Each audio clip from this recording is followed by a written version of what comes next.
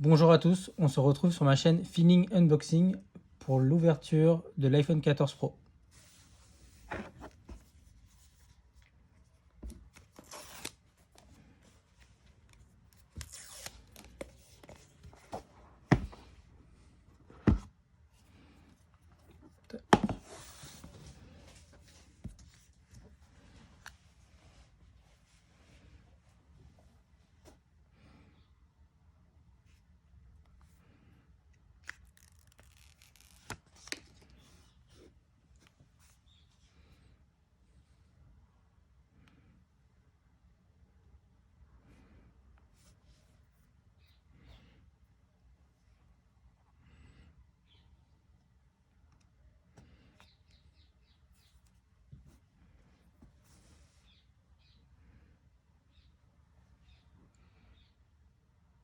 Je vais vous montrer ce qu'on retrouve dans la boîte.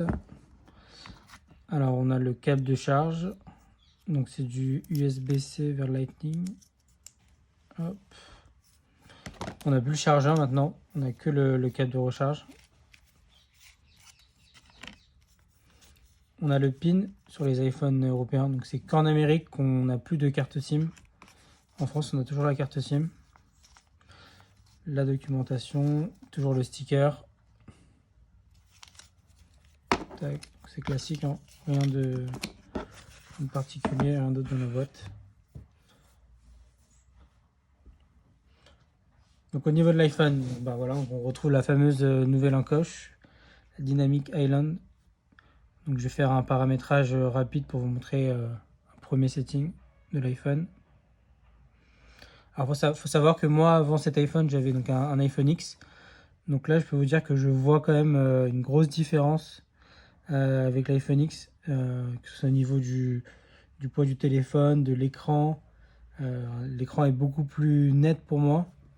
La prise en main aussi elle change. On a vraiment l'impression d'avoir un produit robuste entre les mains. Et bien sûr les caméras, c'est vrai que les capteurs sont vraiment énormes. Si je vous montre comparé à mon iPhone X, ça n'a rien à voir.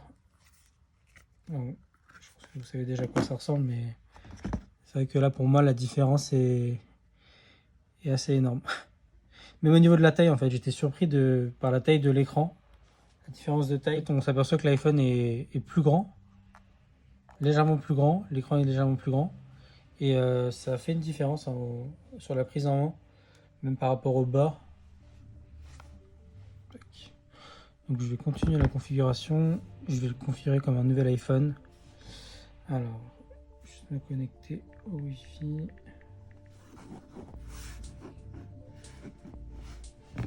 Continue, on va faire Face ID.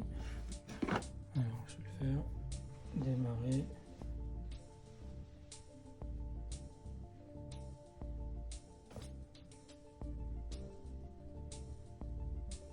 Voilà, j'ai terminé la configuration de Face ID. Son de code, pour le moment je peux mettre de code. Je suis obligé de mettre un code, alors attendez. Voilà. Je vais vous montrer donc rapidement. Alors, donc là je vais configurer l'iPhone comme un nouvel iPhone. Je préfère repartir de 0 parce que c'est vrai que mon iPhone X est pas mal de lenteur et je pourrais pas dire si c'est à cause du fait qu'il soit peut-être saturé au niveau des applications, etc. ou si c'est parce qu'il est trop ancien. Pour précaution, je pars sur une nouvelle configuration.